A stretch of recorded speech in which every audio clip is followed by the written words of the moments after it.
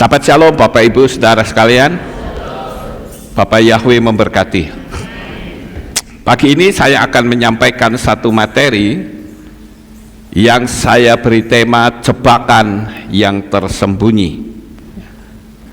Kalau saudara lihat gambar tersebut, ya, saudara pasti akan berpikir betapa sulitnya untuk menangkap singa itu.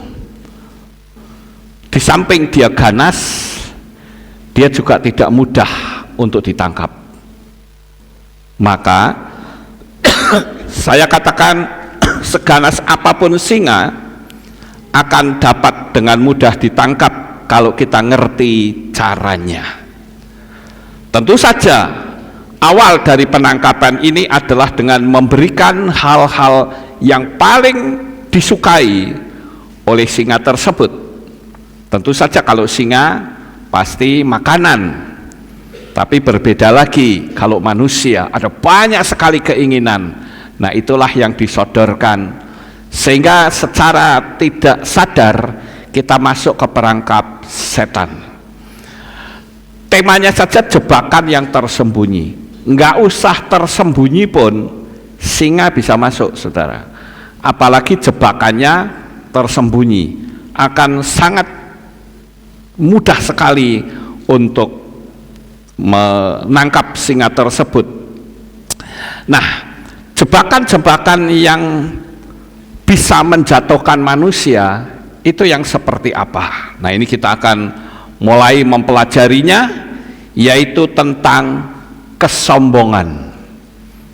Bapak Ibu yang terkasih, kalau kita bicara kesombongan, sebetulnya kita diingatkan tentang kejatuhan malaikat cahaya, yaitu Lucifer. Kita tentu tahu bahwa malaikat Lucifer itu bukan nama ya Bapak Ibu, tetapi gerombolan besar malaikat cahaya. Nah, dia berusaha untuk menguasai Tuhan, menguasai yang maha tinggi dengan keindahannya, sehingga dia menjadi sombong.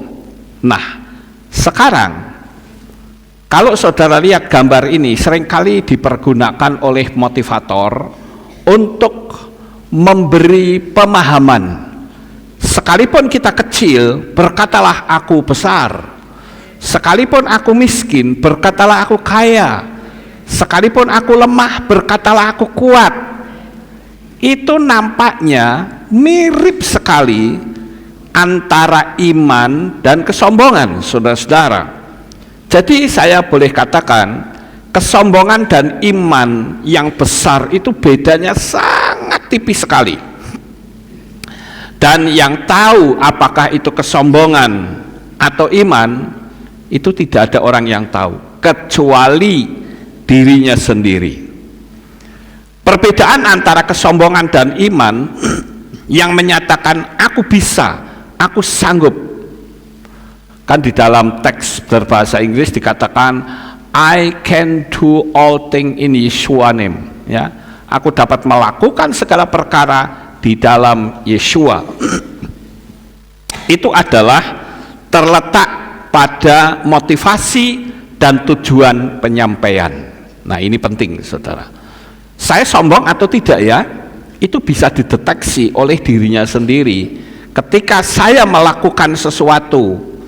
Nah, orang sombong itu punya motivasi, saudara-saudara. Motivasinya apa? Ini yang sombong ya, kategori sombong, yaitu mencari pujian.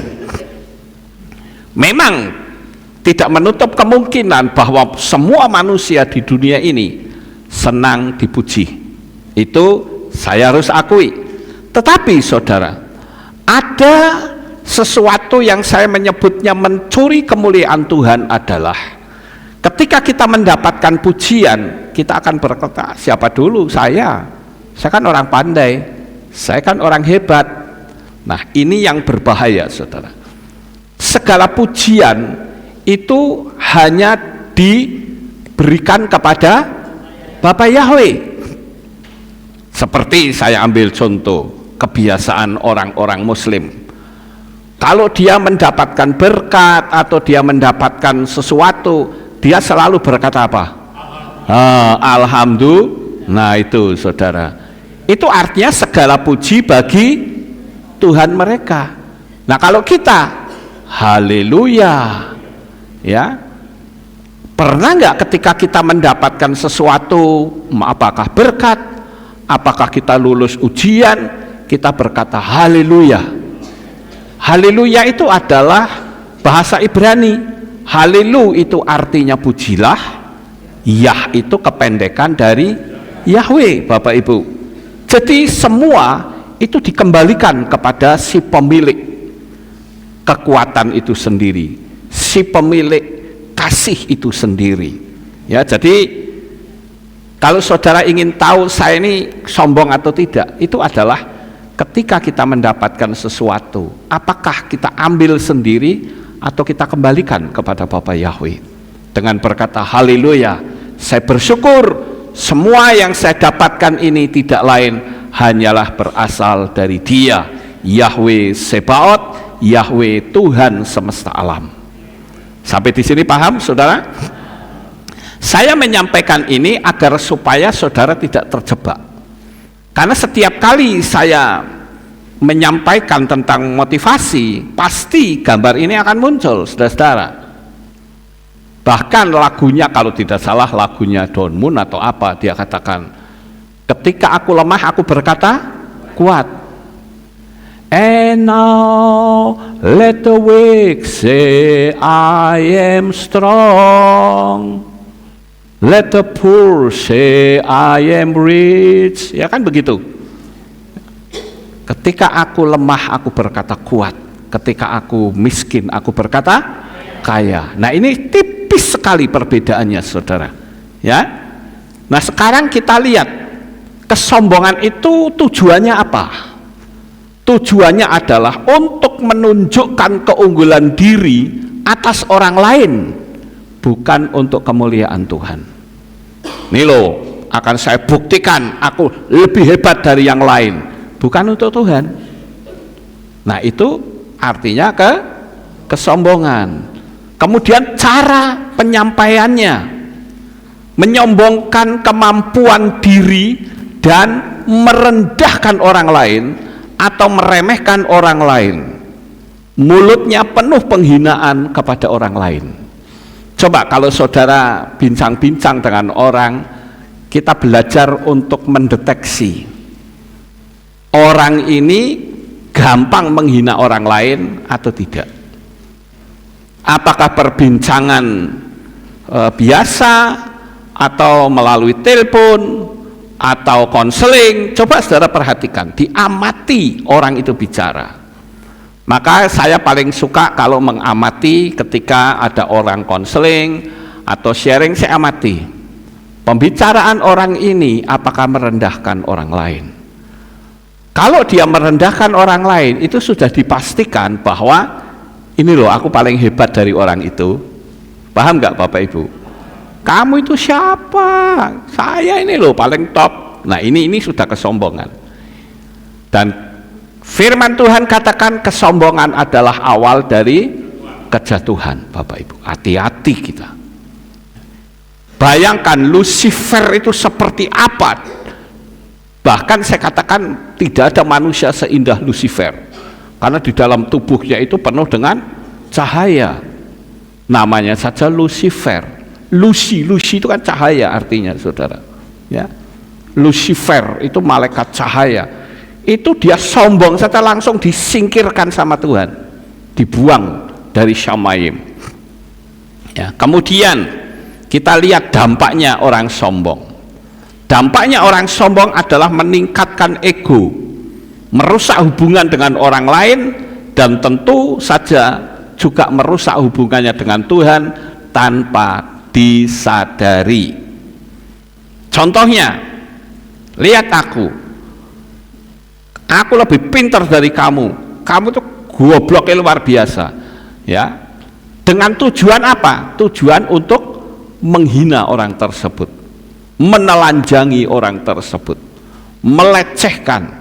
Nah itu juga merupakan kesombongan. Nah, sekarang saya akan tunjukkan tentang iman yang sehat.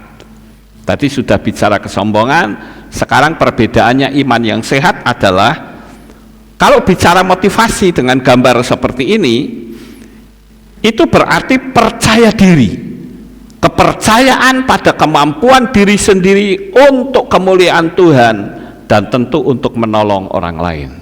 Saya ambil satu contoh.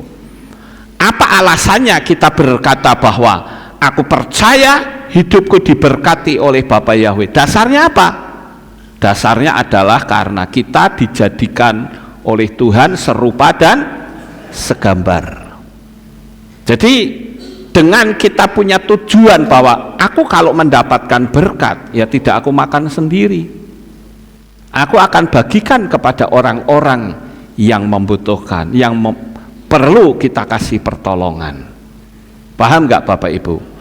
Sekarang coba kalau saudara lihat berita sekarang ini, kan ada vonis 360 triliun, dihukum berapa tahun?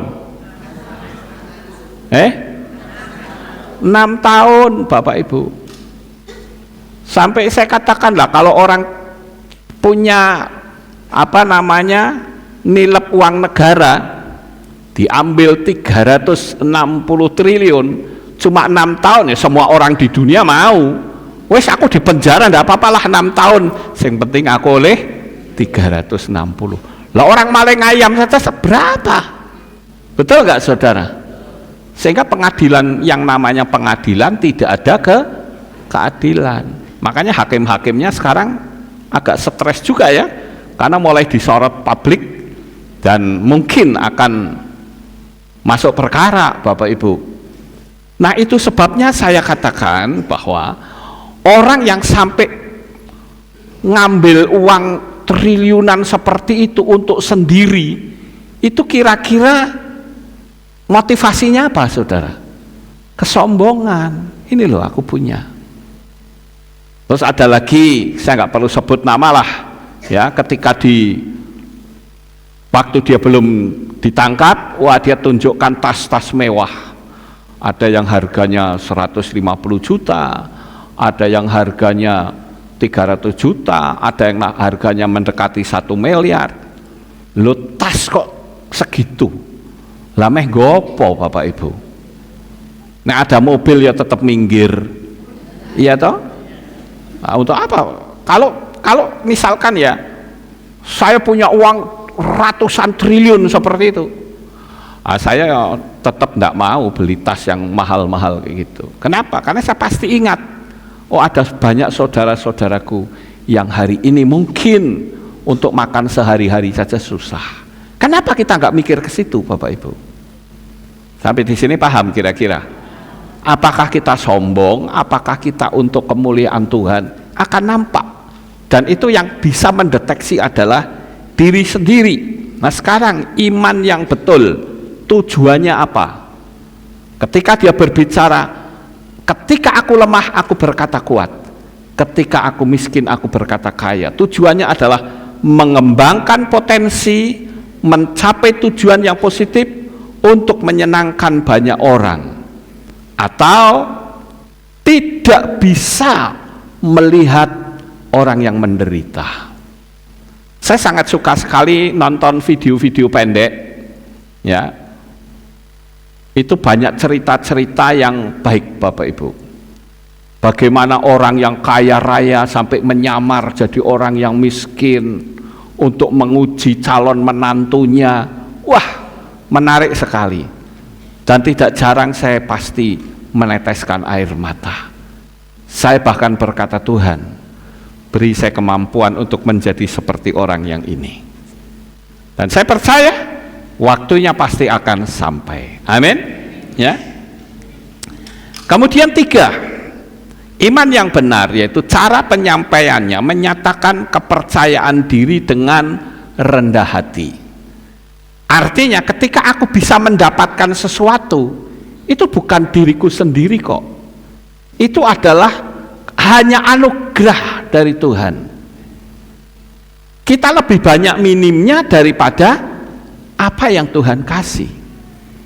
Jadi saya katakan jangan sampai kita menjadi sombong kalau engkau punya rumah sendiri, punya mobil sendiri. Itu semua tidak akan terjadi tanpa tangan kasihnya Bapa Yahweh. Ya. Kemudian kriteria untuk membedakan yaitu apa? Niatnya. Apakah untuk kepentingan pribadi atau untuk kepentingan bersama? Nah, itu niatnya kemana dulu, saudara? Kalau niatnya aku mau untuk aku sendiri, akan aku buktikan bahwa aku bisa sanggup melebihi kamu semua. Nah, itu sudah kelihatan kesombongannya. Ya. Kemudian cara berbicara, ya, melalui bahasa apakah menyombongkan atau menyatakan kepercayaan diri, itu hanya dia sendiri yang tahu. Kemudian melalui tindakan, apakah kita menghormati orang lain atau merendahkan? Nah, ini yang perlu dipertanyakan, saudara. Kita kalau melihat orang itu, apa kamu? Tapi saya mau belajar seperti Yesua.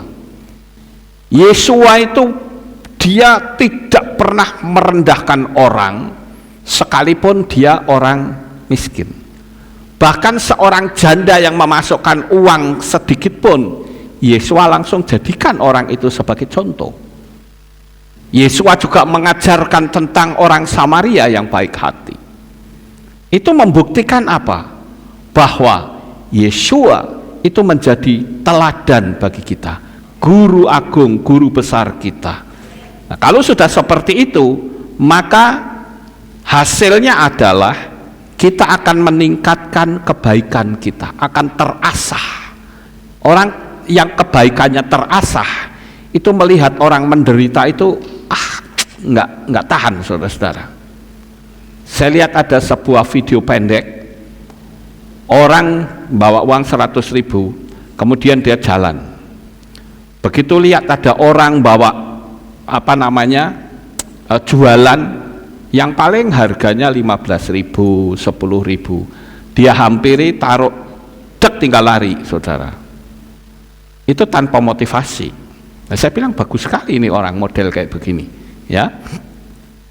Nah, untuk menghindari kesombongan itu ada 5 hal. Yang pertama adalah akuilah diri sendiri bahwa semua manusia itu memiliki batas. Sak pinter-pintere manusia, saya ambil contoh orang jago main komputer ya. Sekarang tak balik saja mouse-nya, jajal bisa ngerjain atau tidak? Nggak akan bisa. Mouse-nya kan dibalik, nggak akan bisa loh. Dari kemarin saya ketik-ketik di komputer, ini mouse kenapa muter-muter ke sana kemari ya, susah amat, nggak tahu kebalik, saudara-saudara. Baru kebalik mouse-nya saya mumetnya luar biasa. Apalagi naik keyboardnya dibalik, wah makin susah sekalian. Artinya apa? Artinya kita itu manusia yang penuh keterbatasan. Kemudian yang kedua yaitu berterima kasih atas bantuan orang lain. Pernahkah saudara menyadari bahwa hidup kita itu tidak mungkin bisa berjalan sendiri tanpa ada bantuan orang lain? Saya ambil contoh diri saya sendiri. Saya bisa berdiri tegak seperti sekarang, minimal ada keluarga yang mendukung saya dalam doa.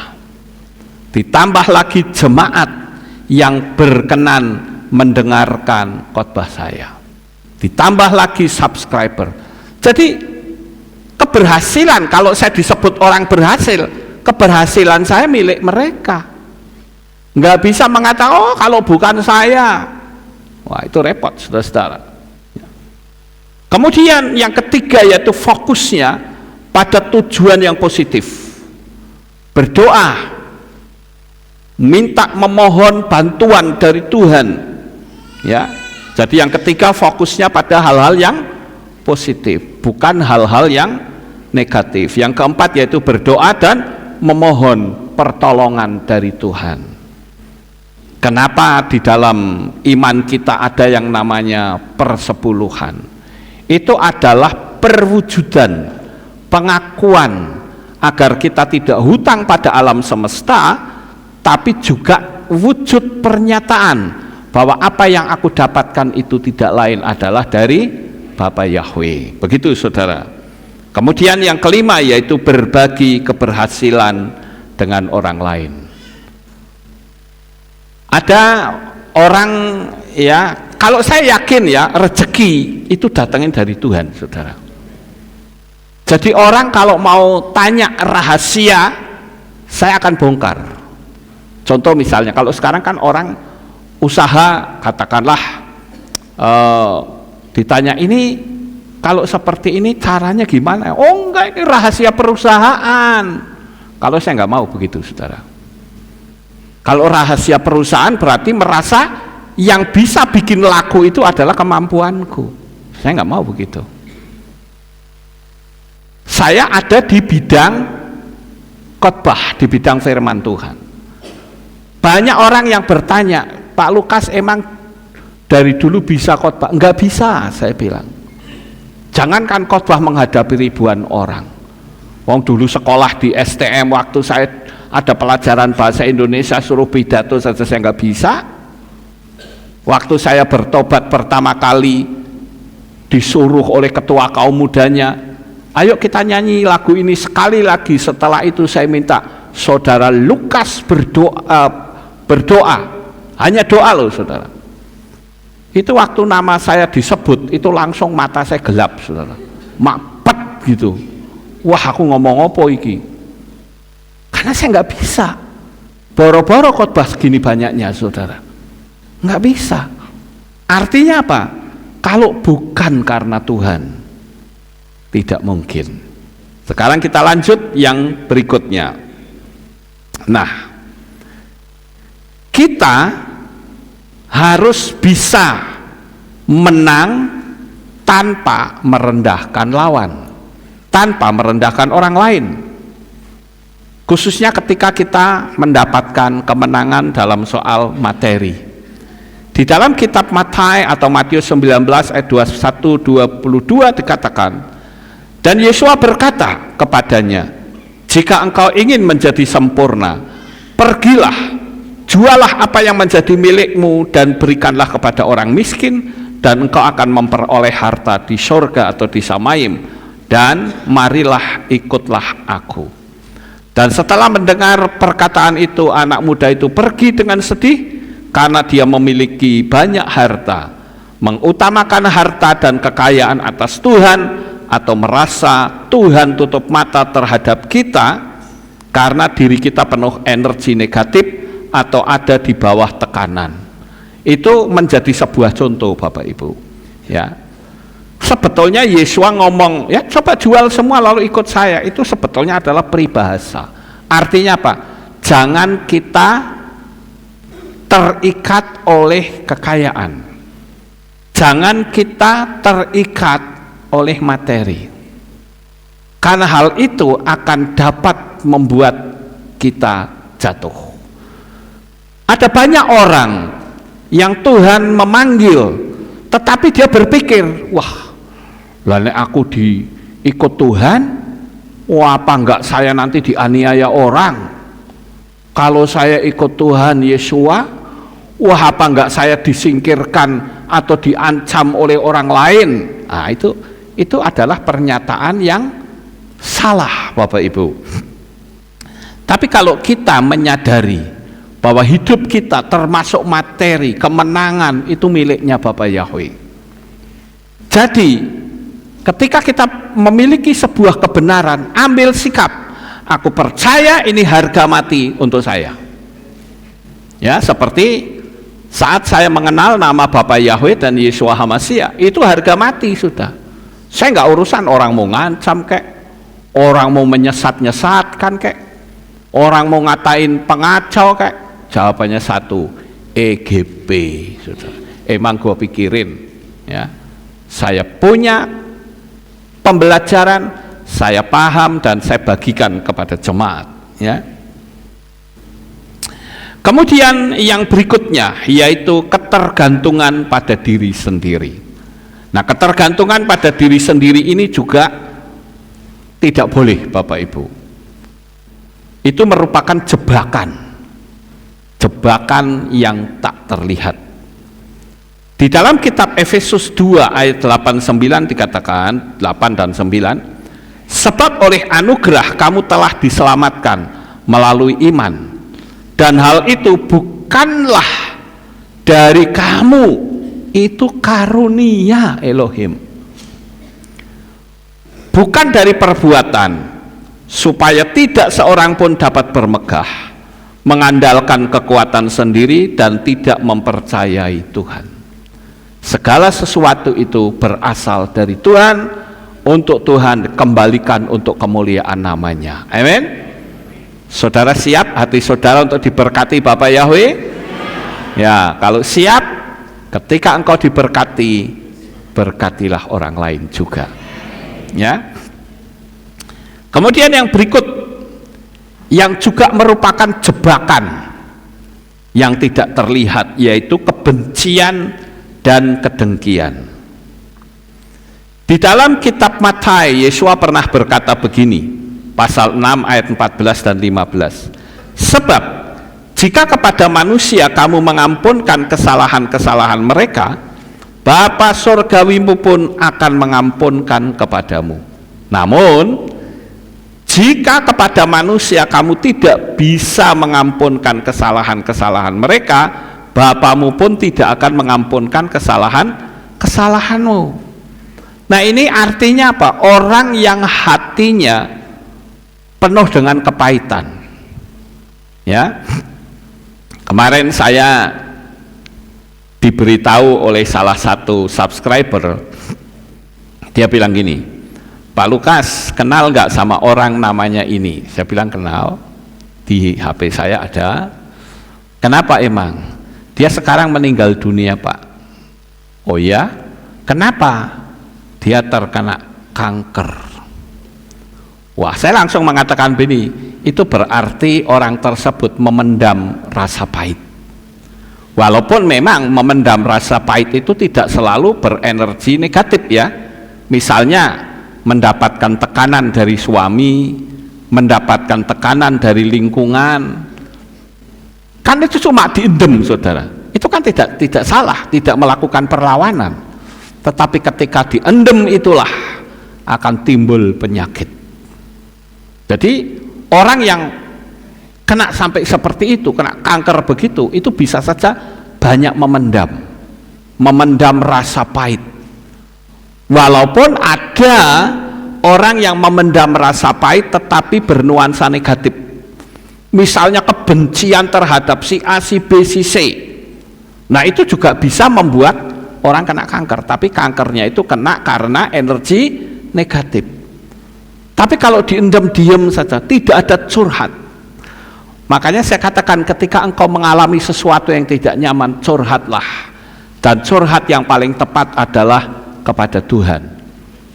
Kalau mau kepada manusia, pilih-pilih. Jangan sampai curhat pada orang yang bocor mulut, tembus kemana-mana, Bapak Ibu. Bahkan nanti penderitaanmu akan dijadikan konsumsi oleh mereka. Nah, itu tidak boleh. Ya, hati-hati.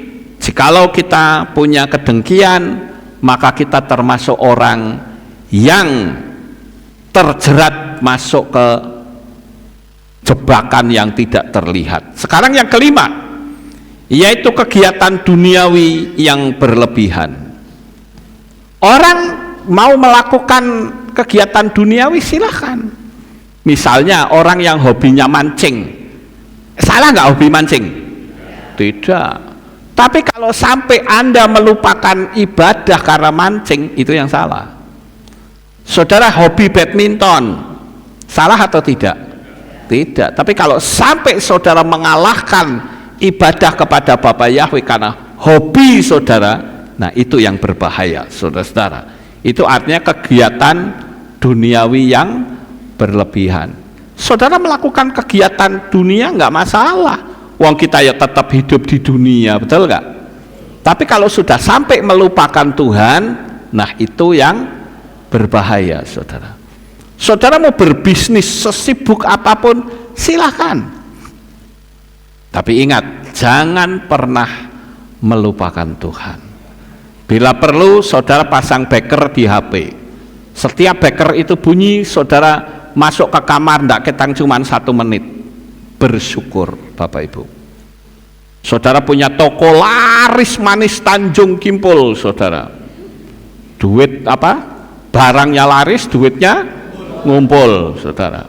Ya, laris manis Tanjung Kimpul.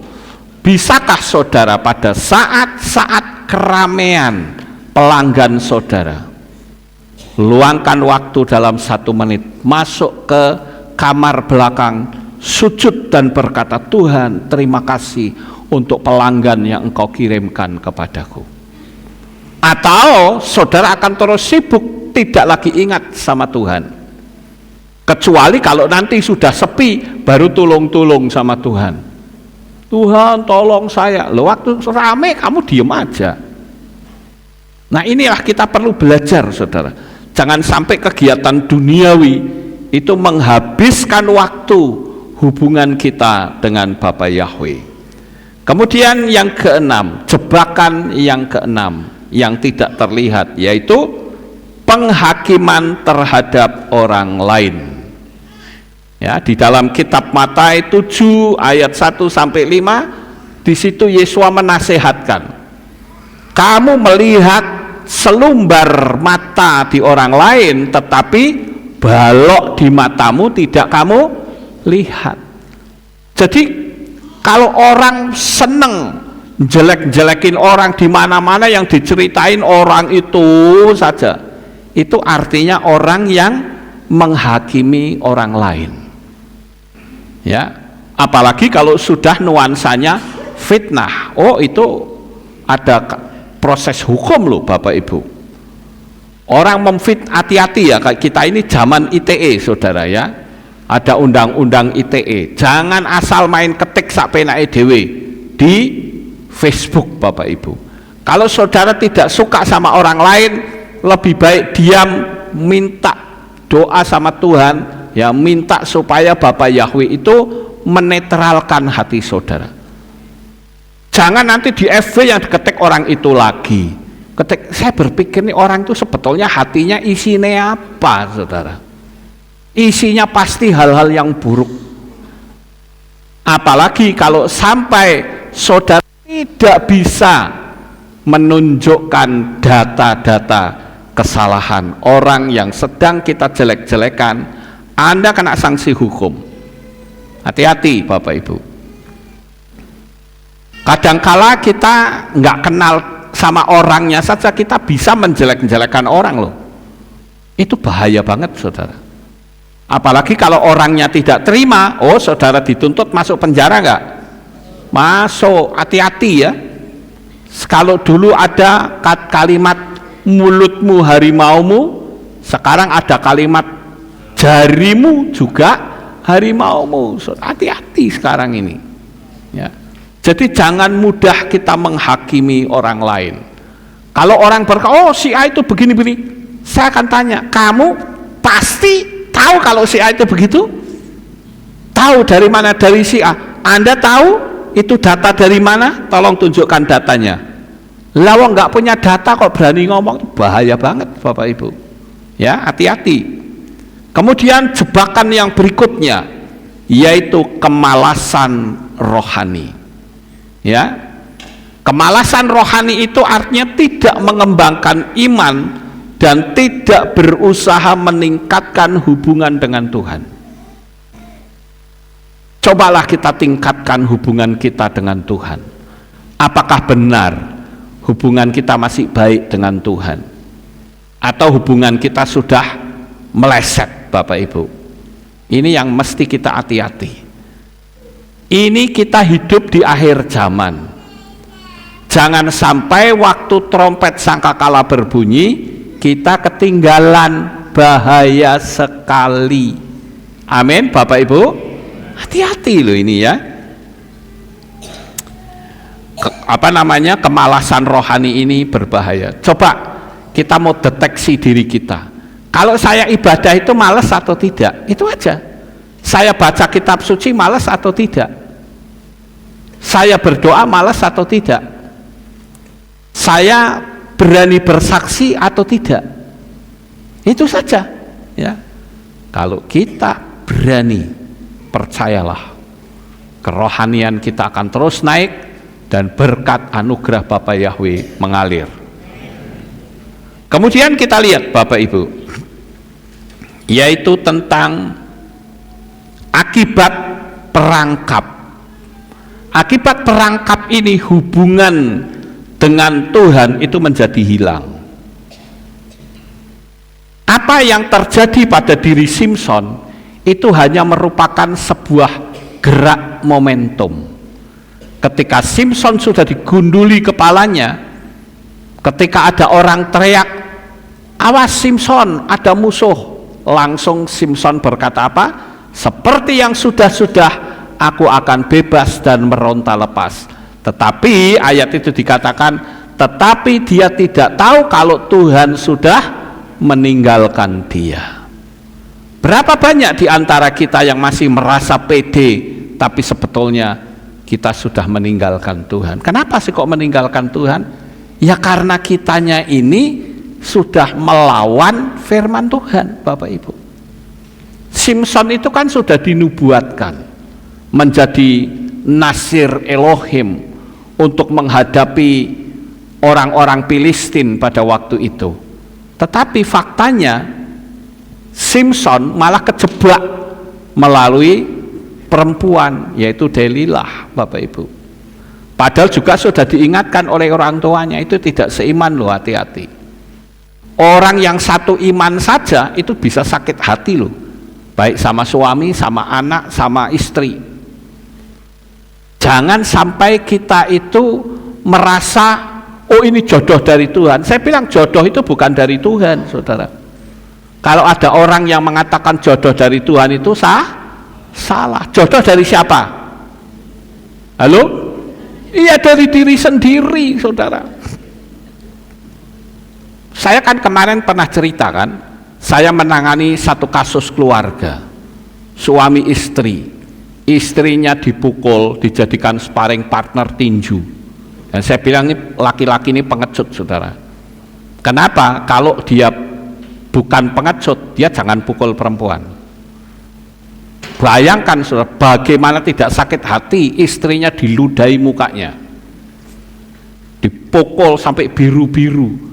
Lah saya kan ngomong, loh kamu kok bisa loh seneng sama orang laki kayak begini, psikopat. Kalau dia di luar, wah baiknya kayak malaikat, saudara. Tapi kalau dengan orangnya sendiri, wah dianiaya habis. Apa yang terjadi ketika saya tanya, kok kamu bisa sih seneng sama orang yang kayak begitu? Dia jawab apa? Dulu Pak, saya itu nggak ada cinta babar blas. Lah ya kok iso seneng piye carane? Itu karena saya ikut sebuah persekutuan dan di situ pendetanya mengatakan, Roh Kudus berbicara. Hati-hati loh, jangan mengatasnamakan Roh Kudus. Itu hanya perasaanmu sendiri, tetapi digadok-gadok ke Roh Kudus, saudara. Roh Kudus bicara, kamu harus kawin sama itu. Nah kalau saya akan bertanya, oh iya, saya disuruh kawin sama itu, dia dapat pernyataan dari Roh Kudus juga enggak? Kalau dapat, lah itu baru benar. Paham Bapak Ibu? Jangan karena ketakutan yang ngomong Roh Kudus, padahal bukan Roh Kudus. Rokok kudus itu iya, ya. Itu kan nubuat palsu namanya. Kalau nubuat palsu saya nyebutnya lu buat. Hati-hati. Akhirnya apa? Dia menderita, menjadi sparring partner suaminya, digebuki, diludahi mukanya. Apa-apaan ini? Ya. Nah inilah yang saya katakan, sama seperti Simson, dia lupa akan tujuannya, bahwa Tuhan ingin menyelamatkan bangsa Israel terhadap Simson, terhadap orang Filistin, Bapak Ibu. Nah, kalau saudara lihat bagaimana akhir hidup dari Simson ini, sudah matanya dibutakan, disuruh kerja lagi, giling gandum muter terus muter, matanya lihat ke bawah terus berputar, saudara. Itu sama seperti orang-orang secara simbolis itu mata rohaninya sudah buta, muter tiap hari, cari duit, muter terus, yang dipikirkan bawah. Orang kalau muter gilingan gandum kan nggak ada yang begini, nggak ada, saudara, mesti nunduk gini. Artinya apa? Yang dia pikirkan cuman apa yang ada di dunia saja, sehingga berakibat fatal. Simpson mati konyol, saudara. Harusnya dia tidak perlu mati, wong dia nasirnya Elohim, tetapi akibat kesalahan sendiri, maka akibatnya jadi berantakan. Saya percaya melalui materi ini saudara tidak akan kejebak dan masuk kepada perangkap yang tidak terlihat. Sukses besar untuk saudara. Bapak Yahweh memberkati. Haleluya. Kita tunduk kepala, kita berdoa, kami mengucapkan terima kasih dan syukur kepadamu ya Bapa. Pada pagi ini kami telah mendengarkan renungan firman-Mu. Engkau kuasai hati pikiran kami ya Tuhan, sehingga apa yang kami dengarkan kami boleh tanamkan di dalam hati kami, dan bahkan kami akan menjadi pelaku-pelakunya. Terima kasih Bapak Yahweh, terpujilah Engkau. Di dalam nama Adonai Yeshua HaMashiach kami sudah berdoa dan mengucap syukur. Semua berkata amin. Kita akan dengar, nggak ada pengumuman, kita bangkit berdiri, kita tutup dalam doa. Terima kasih Bapak Yahweh, selesai sudah ibadah kami dari awal pertengahan sampai pada akhirnya. Sebentar lagi kami akan pulang, jaga lindungi kami sampai di rumah dengan selamat. Pertemukan kembali pada jam-jam ibadah mendatang di dalam ikatan tali kasih-Mu. Terima kasih ya Bapak Yahweh, inilah doa syukur yang kami naikkan di dalam nama Adonai Yeshua HaMashiach kami sudah berdoa. Mari kita angkat tangan kita dan kita akan menerima birkat Kohanim. Haleluya. Yefarekeka Yahweh wa yismereka.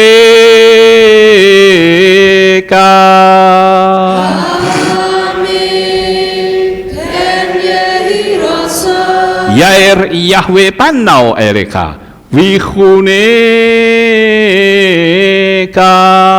Amin. Yesa Yahweh panau ereka wa yashem lecha shalom.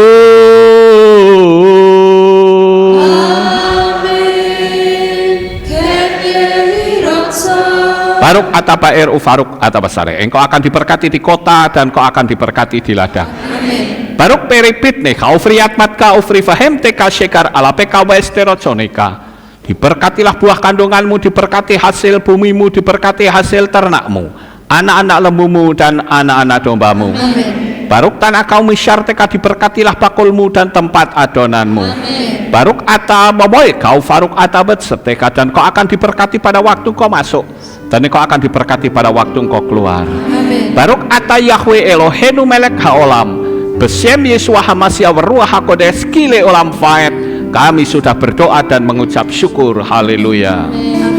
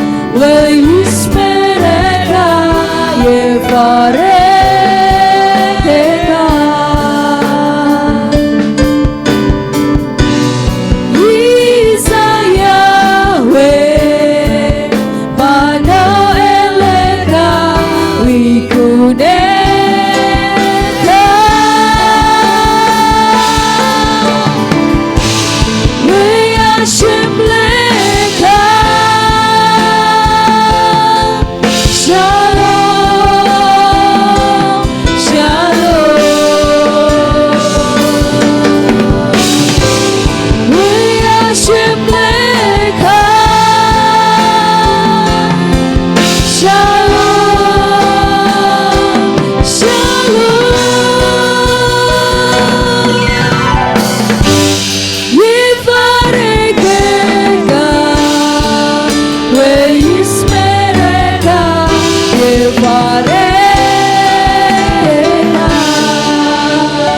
Sahabat Shalom, selamat pulang. Bapak yang berkati kita semua. Terima kasih atas kehadiran Bapak Ibu Saudara sekalian dalam ibadah bersama kami di Kehilat Alef Tau Magelang. Doa saya Bapa Yahweh memberkati dengan kesehatan yang sempurna, damai sejahtera dan berkat materi yang semakin melimpah. Kami menunggu kembali kehadiran Bapak Ibu Saudara sekalian pada jam yang tersedia. Hari Sabat jam 5 pagi, hari Minggu jam 6 pagi, hari Rabu jam 6 sore. Siap sedialah sebagai mempelai Hamasiah untuk menyambut kehadiran mempelai pria kita yaitu Adonai Yeshua Hamasiah di awan-awan yang permai. Amen lehitraot. Shalom, sampai jumpa kembali.